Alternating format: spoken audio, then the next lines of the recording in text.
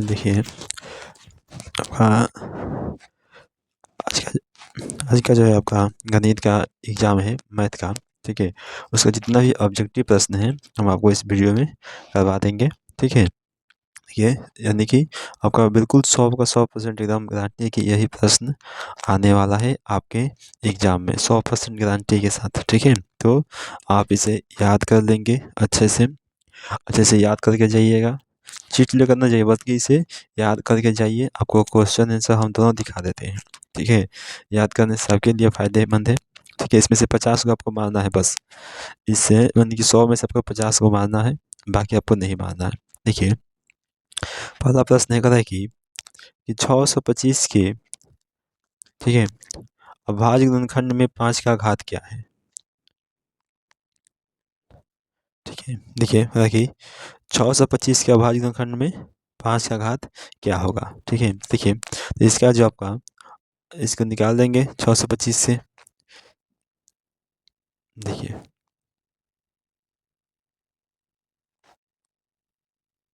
कितना हो जाएगा, 1 2 3 और 1 4, 5 की घात 4, ठीक है। यानी ऑप्शन सी आपका सही आंसर है।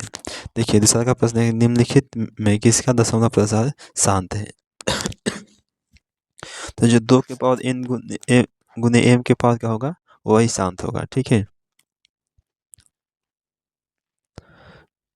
2 और 5 होना चाहिए, 2 और 5 है, 2 और 3 है, 2 और 3 है, 2 और 5 है। ऑप्शन नंबर डी है क्या सही आंसर है। चलिए तीसरा का है कि बहुपद x into 2x minus 5 minus 3 के शून्यकों का गुणनफल क्या होगा, ठीक है। गुणनफल पूछ रहा है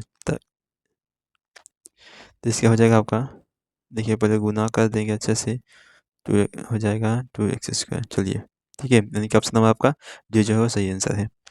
चलिए अगला प्रश्न देखते हैं 4 नंबर। देखिए चौथा प्रश्न है कि समीकरण 2x² plus root under 2x minus 4 का एक मूल √2 है तो k का मान ज्ञात कीजिए, ठीक है। देखिए तो हमें k का मान इसमें से ज्ञात करना है कि क्या आएगा। देखिए तो इसका जो आपका आंसर हो जाएगा सी, यानी कि -2।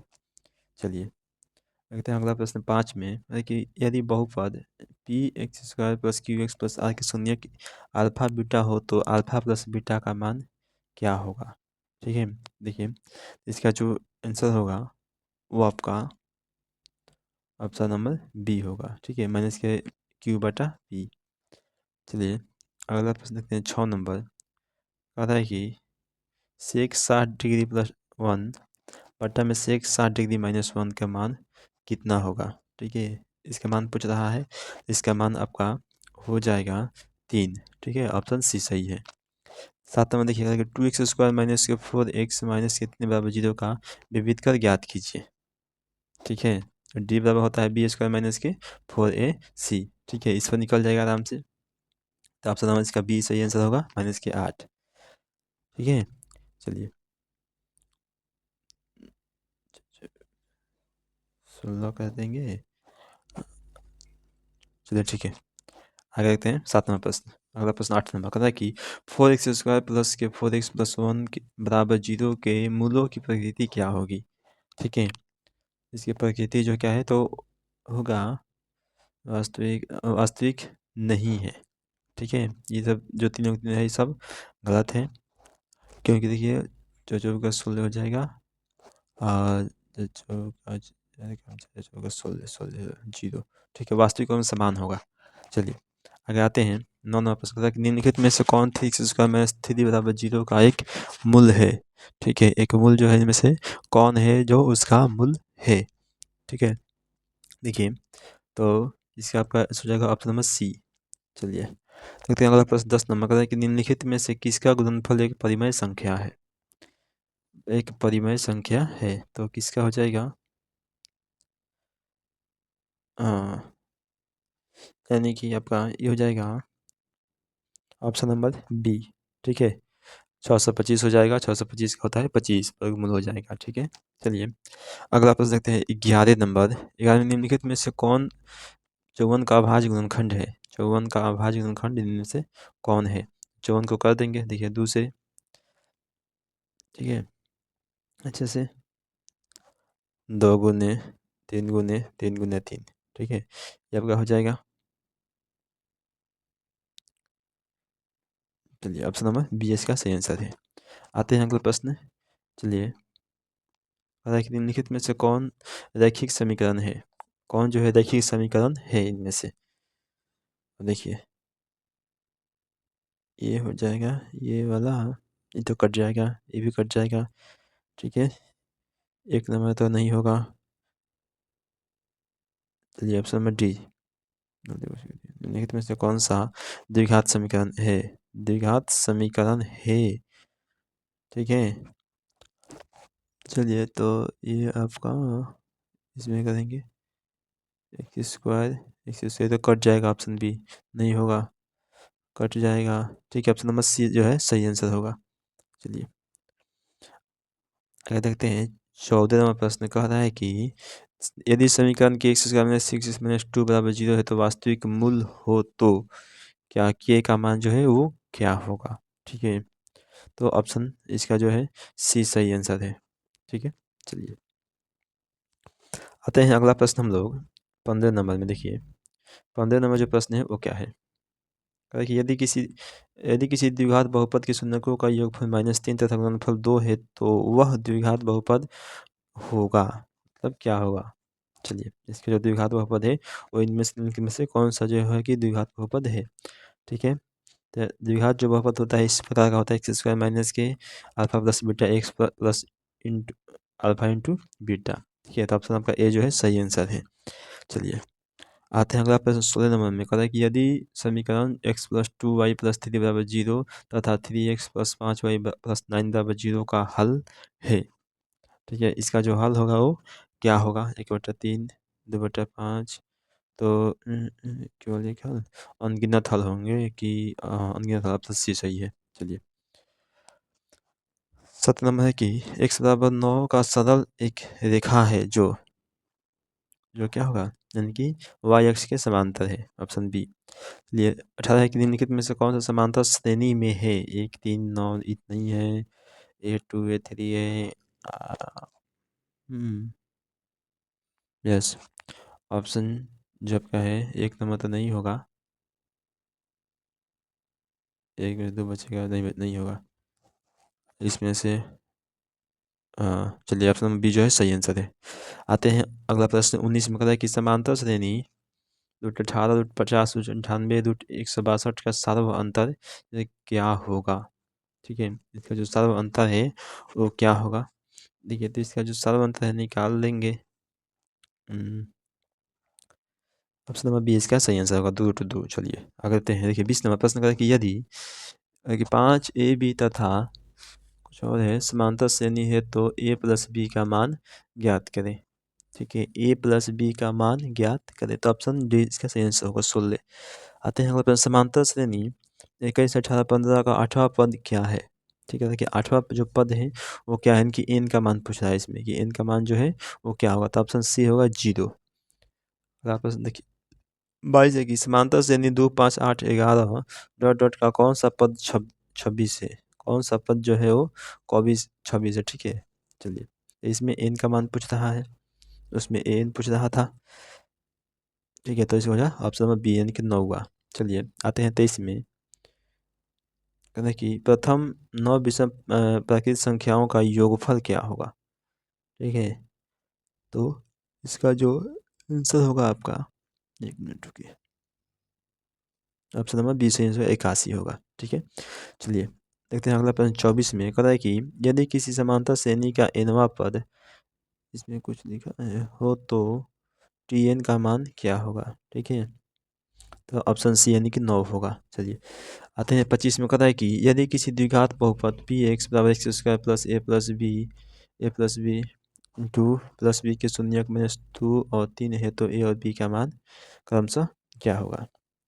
देखिए, तो आपका ये हो जाएगा, ऑप्शन नंबर आपका सही हो जाएगा, ओके, ऑप्शन नंबर डी आपका सही आंसर है। चलिए आते हैं अगला प्रश्न 26 में। कहता है कि यदि बहुपद a का शून्यक हो तो निम्नलिखित में से कौन p का एक गुणनखंड होगा? जो एक गुणनखंड जो है वो होगा। ठीक है, तो इसका जो आपका आंसर होगा ऑप्शन नंबर बी सही होगा। अगर देखा जाए कि 27 में कि 5x-2a-8 का एक हल है, इसका जो हल है इनमें से कौन है जो एक हल है इसका, ऑप्शन सी जो है सही आंसर है। देखिए 28 नंबर की निम्नलिखित में से कौन बिंदु x=3 के आलेख पर है, x=3 के आलेख पर है, 3 के बाद 0, 3 के बाद 3, इनमें से सभी। ठीक है, डी होगा। अगर देखिए 29 का है कि समांतर से निषाद बाल सतह के लिए A3 और A20 का मान ज्ञात करें। 5, 7, 12 और 17, A3 का मान प्लस में दिया है, तो ये दोनों को जोड़ देंगे। देखिए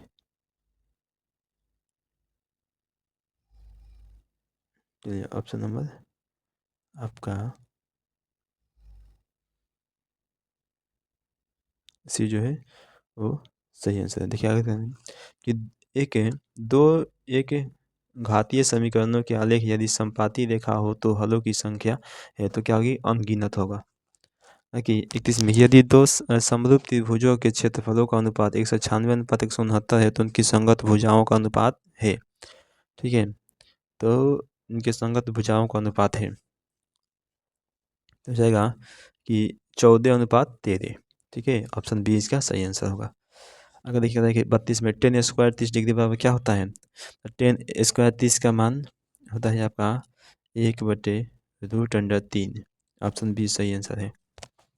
अगर देखिए 33 में कि समरूप त्रिभुजों की संगत भुजा 4:9 के अनुपात में है तो इन भुजाओं के क्षेत्रफल का अनुपात क्या होगा, क्षेत्रफलों का अनुपात।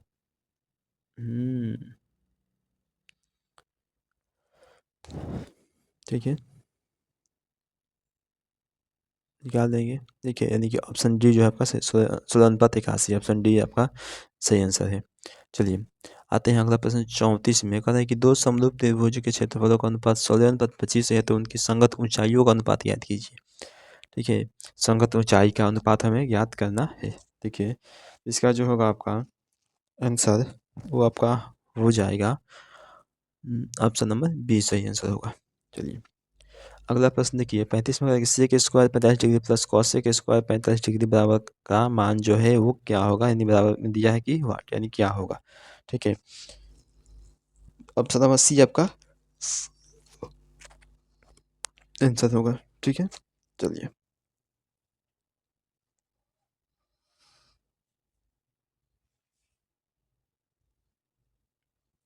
चलिए चलते हैं अब हम लोग अगले प्रश्न में। देखिए ऑप्शन बी सही होगा इसका आंसर, सॉरी बी होगा। ठीक है, चलिए अगला है 36 में कि त्रिभुज पी क्यू आर का त्रिभुज एक्स वाई जेड में पी क्यू बटा एक्स वाई बराबर पी आर बटा एक्स जेड, तो दोनों त्रिभुज समरूप होंगे यदि। ठीक है, क्या होगा, तो ऑप्शन बी इसका सही आंसर है। और देखिए 37 में कह रहा है कि दो समरूप त्रिभुज ए बी सी और पी क्यू आर के परिमाप क्रमशः 36 और 24 सेंटीमीटर है। यदि पी क्यू बराबर 10 सेंटीमीटर हो तो ए बी बराबर ए बी का मान जो है वो क्या होगा। ठीक है, तो आपका 15 सेंटीमीटर हो जाएगा। अगर देखिएगा कि 38 में कि यदि त्रिभुज ए बी सी समरूप त्रिभुज पी क्यू आर कोण ए बराबर 47 डिग्री, कोण आर बराबर 73 डिग्री, तो कोण बी बराबर मान क्या होगा। ठीक है, कोण बी का जो है वो मान पूछ रहा है। चलिए अगला प्रश्न देखिए 39 नंबर का है कि यदि त्रिभुज ए बी सी समरूप त्रिभुज पी क्यू आर और 2AB बराबर पी क्यू तथा बी सी बराबर 7 सेंटीमीटर। अगला प्रश्न देखिए